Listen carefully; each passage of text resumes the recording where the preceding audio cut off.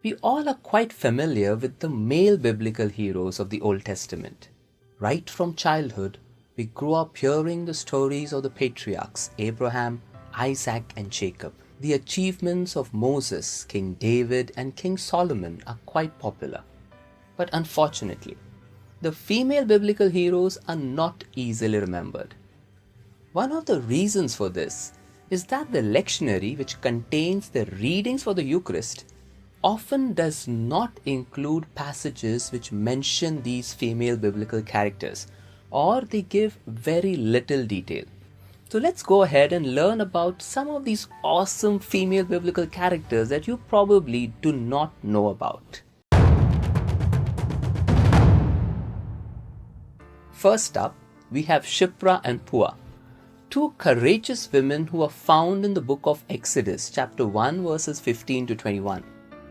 Shiprah and Puah were Hebrew midwives when the people were living in slavery in Egypt before Moses led them out in the Exodus. Many years after Joseph died, a new Pharaoh arose in Egypt who didn't know about Joseph or care about his history as a leader in Egypt.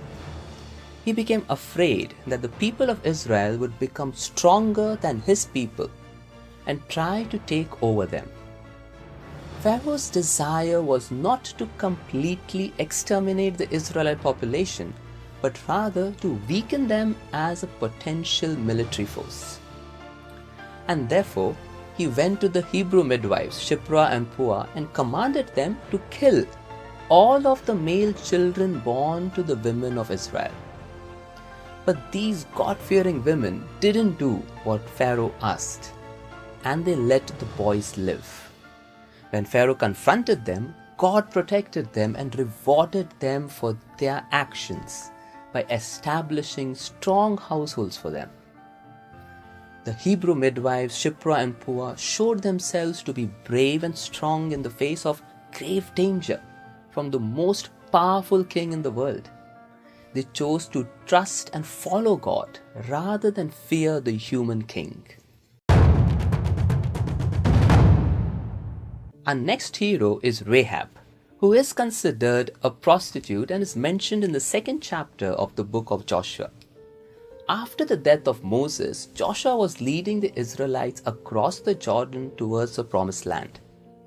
To conquer the city of Jericho, Joshua sent 2 spies to conduct a reconnaissance of the enemy's position. Though Rahab was a Canaanite, she trusted in Israel's God. Therefore, when the spies came to Jericho, she hid them on the roof of a house and misguided the king's soldiers who came to find them. When Israel took over Jericho, they spared Rahab and her whole family. Rahab was the mother of Boaz and the great-great-grandmother of King David. So Rahab the foreigner and sinner became part of the family line of Jesus Christ himself because of her great trust in God and faithfulness to his people. Rahab chose to follow God when no one else in her city did, and she was the only one in her city saved because of it. Rahab showed herself to be brave, bold, strong, and loyal to God, despite the great danger from the king of her own city of Jericho. Battles, wars, and weapons are usually associated with brave and muscular men. But our next 2 hidden heroes, who we meet in the book of Judges, chapter 4, defy that stereotype. Deborah was both a prophet and a judge, a strong and a brave leader over all of Israel. God told Deborah to command Barak, one of the generals, to go into battle against Sisera, the commander of the enemy army. God promised he would deliver Sisera into Barak's hands. However, Barak was afraid and lacked confidence and said that he would go only if Deborah went with him. Deborah agreed but said that since he didn't trust God, God would deliver Sisera into a woman's hands. This woman was Jael, a Kenite, who killed Sisera with a tent peg and hammer. Though Jael was a foreigner, she yielded to God's will and carried out her task with courage and strength. The weakness of 2 men, Barak and Sisera, is countered by two women, Deborah and Jael. Rather than the display of conventional male heroism, it is these two women who become prophetic witnesses of the Lord's saving work through their heroic words and deeds. The book of Esther gives us the story of a brave and strong queen who saved the entire nation of Israel. In the time of the exile, when the Jews were living under the Persian rule, King Ahasuerus, also known as King Artaxerxes, got upset with his queen Vashti and decided to search the land for a new queen. Esther was chosen for her beauty and grace.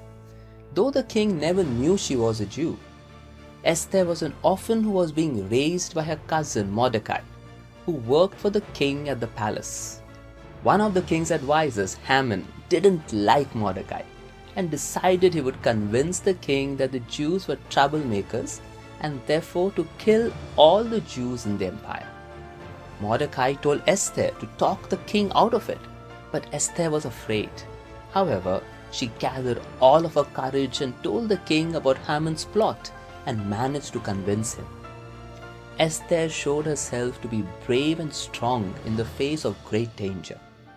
She trusted God and followed His calling in her life. God used her to save the entire nation of Israel from being destroyed.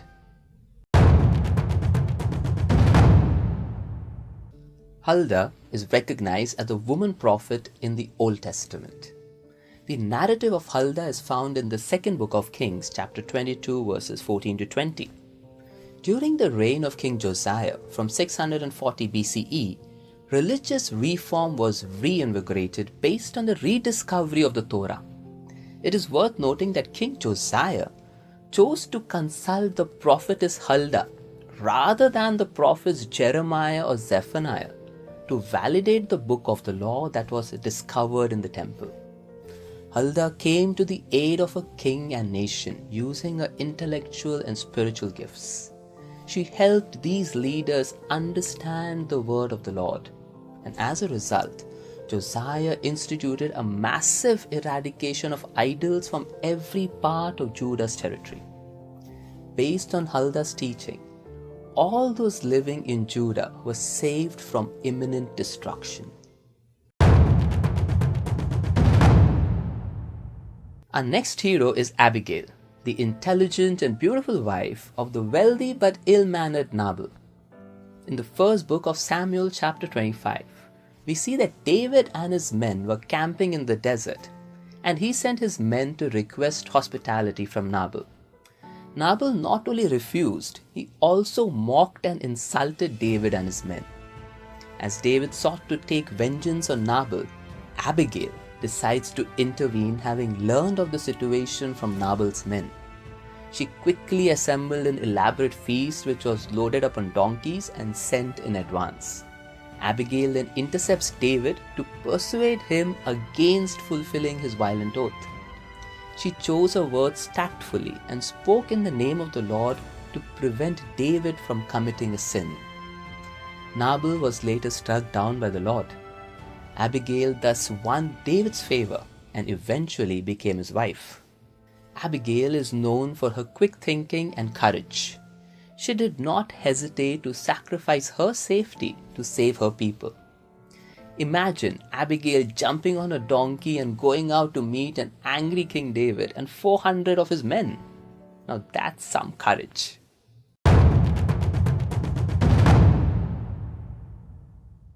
The last hero we look at is Judith, whose story is found in the book by the same name, which is also one of the 7 deuterocanonical books. Widely regarded as a work of historical fiction, it is written to exalt God as Israel's deliverer from foreign might, not by an army, but through a simple widow. The book narrates that Nebuchadnezzar, king of Assyria, sent his general Holofernes on an expedition against the Israelites at Bethulia. The Assyrians cut off the water supply of Bethulia and laid siege to it, which lasted 34 days. The people of the city became desperate and forced Uzziah and the town's other magistrates to surrender to Assyrians in 5 days, unless the Lord takes pity. Upon hearing this, Judith, who was renowned for her beauty and wisdom, summons Bethulia's leaders to her home and chides them for testing God. She declares that she has a plan to save the city and its people. Judith leaves the city pretending to escape from it and help the enemy capture it. She succeeds in her plan and gets invited into the tent of Holofernes, where she cuts off his head as he lay in a drunken sleep. A Jewish victory over the leaderless Assyrian forces followed. These, my friends, are the 7 women who played an extraordinary role in God's plan to save Israel in the Old Testament. Certainly, this is not an exhaustive list. The Old Testament has a lot more female heroes like Sarah, Ruth, Bathsheba, Miriam, and Hannah. And of course, in the New Testament as well, there are many female heroes which have to be discovered. You may or may not agree with me, but I feel that even today, women's contribution to the church, just like these heroes of the Old Testament, is often not acknowledged and appreciated.